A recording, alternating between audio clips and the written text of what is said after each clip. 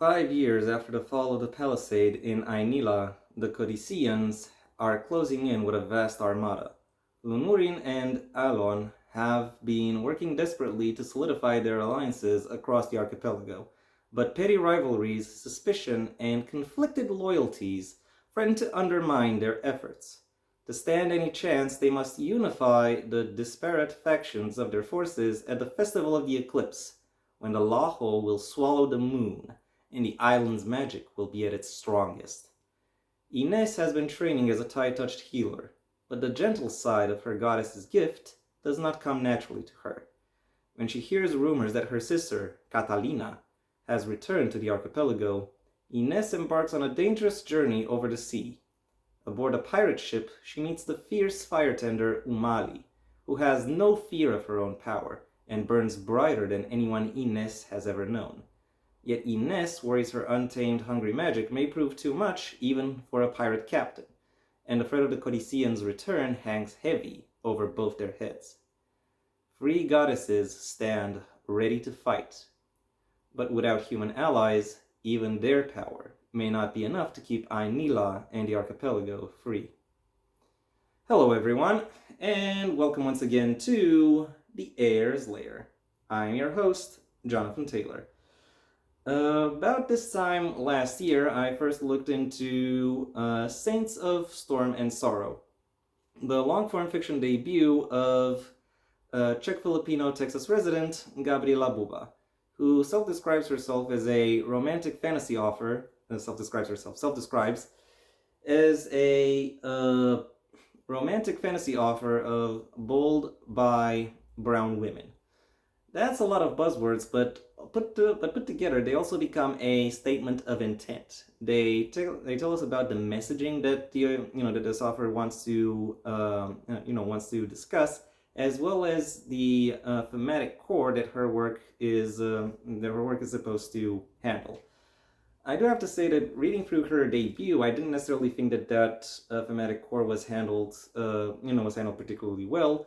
But I did become a little bit curious when I noticed that that book already had a sequel that was either planned or about to be released. So I thought, yeah, why not? I'll just go and get the sequel as well.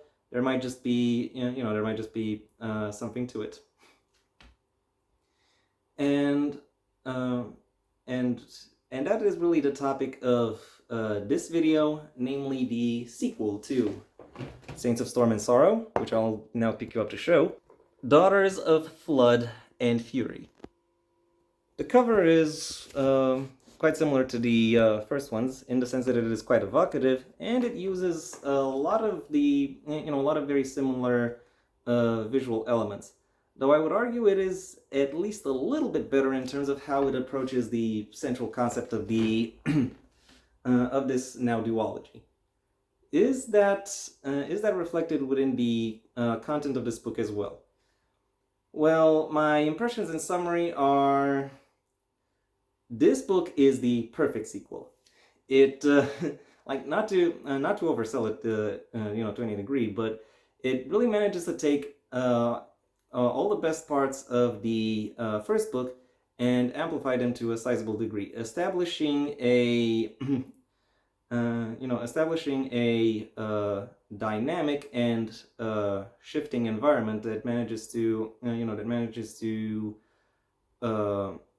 grow and manifest with its own authentic and autonomous beat and pace, while also displaying the threats the villains, the antagonists, pose in a very engaging and believable manner. So if you found anything of note, anything to catch your attention from the previous book, you very much owe it to yourself to go to this book as well and really finish the duology. And now that I've given you my broad impressions, it's time I delved into some specifics. The plot of this book follows the protagonist of the previous book, Lunurin, alongside her husband Alon. I'm still not exactly sure how that name is supposed to be spoken, as well as their mentee slash adoptive daughter Ines, and it takes place roughly 5 years after the ending of the previous book. Lunurin and Elon do their best to do their best throughout this book to reestablish their community, rebuild themselves without the influences the villains had over it, and help establish themselves as the leaders of said community, as well as peers to the leaders of other communities from around the archipelago. Ines, by contrast, finds herself having to adjust with this new community that has welcomed her, as well as dealing with her own abilities within the magic system that is present within this the setting. Their efforts are made more difficult by a newly re-emergent threat by the Codicians, the villains of the first book, and now of the duology more broadly. The first of these, the first facet of this threat is of their menace is a brute force threat. The second is one that promises to be more intimate, more insidious, targeting the leads of this book on an emotional and mental level more than on a physical one. These particular I'll say lines of attack also draw the battle lines for the story itself, establishing the resulting conflicts that the characters have to deal with, as well as the shifting allegiances that pretty much every character will have to navigate over the course of the story.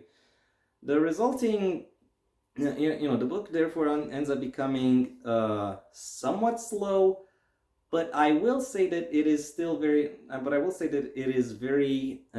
deliberate in terms of how it moves, how it changes, and how it and really how it in terms of how it shifts around. And when there is a sizable shift, very much the story doesn't waste time. It very much its direction still very much follows that shift, and its direction very much follows that shift, very much making sure that it very much making sure that the very much connecting the audience to where it is very much connecting the audience to the broader narrative and the broader conflict that is emerging. That also requires a good connection to the world, and thankfully the book does a great job at establishing the connection between the readers and the world of the story, and it manages to do so not solely through the descriptions of the various various communities around the archipelago, but I would say that the things that I found most relatable and most interesting to follow up on were, on the one hand, how the magic system is actually integrated within the setting, and on the other hand, how the emergent arms race between the Codicians and the natives of the archipelago.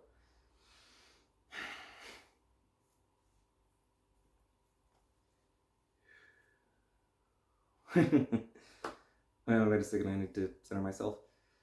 Okay, now as I was saying, setting, magic system.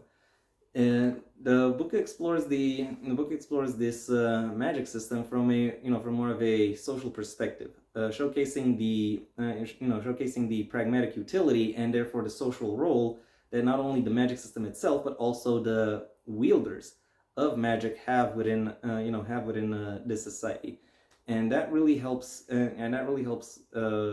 make the setting itself come across as more dynamic, more vibrant, but also helps establish the stakes in that it showcases what it is that it showcases what people have to lose should the bad guys win, or should the antagonists of this piece win. It is it is in that sense very interesting to delve into and to explore. Also how the magic system itself ends up having particular ramifications and particular manifestations that lead to certain conflicts between magic wielders and the rest of society. The second point that I've already mentioned, namely the arms race, it's primarily focusing on how the Codicians themselves adjust their ships in such a when considering the likely threat of the natives' magic system being used against their expeditionary colonial forces. It's it doesn't go too deep into it, but I do appreciate the depth of concept that is still presented there, regardless, showcasing the intellect that is involved when it comes to these characters, and the and the meaning and the broader meaning behind this conflict, so to speak. I do have to say that I have some issues concerning the actual presentation of battles, primarily stemming from the fact that I don't necessarily know how much bigger the Codicians ships are compared to the good guy ships.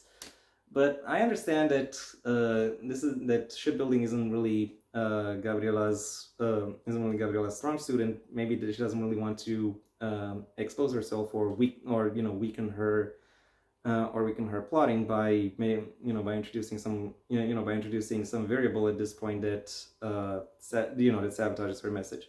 So I'm fine with her not going into that. I'm fine with not going into that, even if it would have been a very welcome plus. Nevertheless, this book does instead do something very effective in terms of making itself more memorable and more interesting to follow, and it does so through the ways in which it employs its characterization. Because not only are all named characters have their own distinctive sets of attributes, behaviors, and demeanors. Not only are these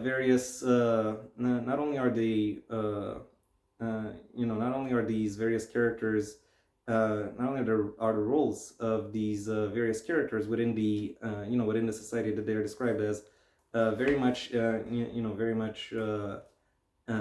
informative about their personalities and their capabilities, as well as showcasing how it is that they can exert influence upon others or have influence exerted upon them. But also all of the shifts in their motivations and intentions throughout this book are depicted very effectively. The primary conflict of this book is very much diplomatic, as I think the synopsis has already showcased quite well, and therefore the characterization has a supplemental burden on itself to make sure that everything functions and fits together as effectively as it should.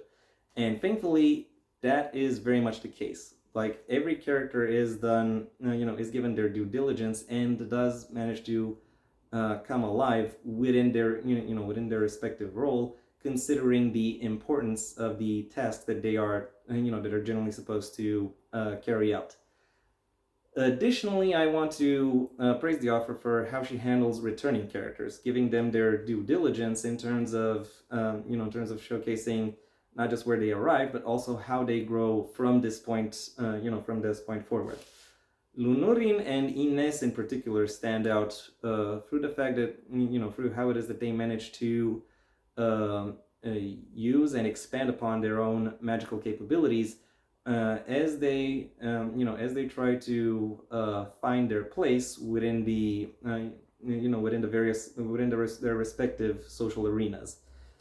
And I have to say, I found that to be very rewarding and very immersive to read through. Overall, while there are parts of this book that I have my misgivings towards, I really cannot deny the total package that goes into, that went into making this book.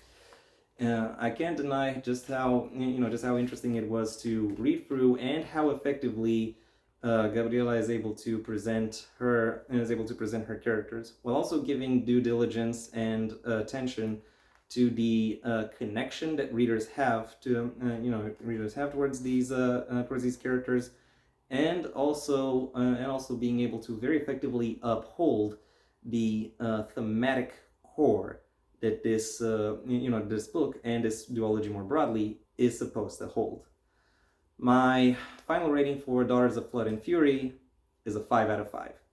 I have to say, I was a bit surprised when I found when I went to rating this book and found this out, but it does very much fit. It is very much deserving of this level of praise, because it does a lot of things right. It does, and in many ways I find it to be I find it to be a story I connected with, that I found myself drawn to in both its scope and its realization, and therefore the fact that the occasional page is a little bit too slowly paced for my liking, like, really, that doesn't matter. It is a 5 out of 5 book. And yeah, that was it. That was my review. Thank you for your attention. If you enjoyed it, well then please like the video, maybe even share it wherever you think other people will also like the video. If there is anything you'd like to add, either to the book itself or to my review of it, that's what the comment section is for. And if you want to see when my next video gets released, well then please subscribe. And ideally also ring the bell, or do whatever else YouTube will ask of you in order to keep you notified. My books, the first of my own Heir to the Empire series, The Next Generation and Path Not Taken, are available at various book retailers under their respective master links in the description down below, right past my social media links, which I would suggest you check out should you choose to. And given I'm trying to get my third book published as well, I will, I might have some updates on that within those, behind those social media links that I've been telling you about. So, by the time you see this video, you may have more reason to, choose to look at my social media. Additionally, I also have a second channel where you can hear me talking about whatever crosses my mind. Though it'll typically not be related to the print medium, more in line with television, cinema, and that kind of stuff, more visual media. So if that is something that you find draws your curiosity, then I suggest you go ahead and visit my second channel.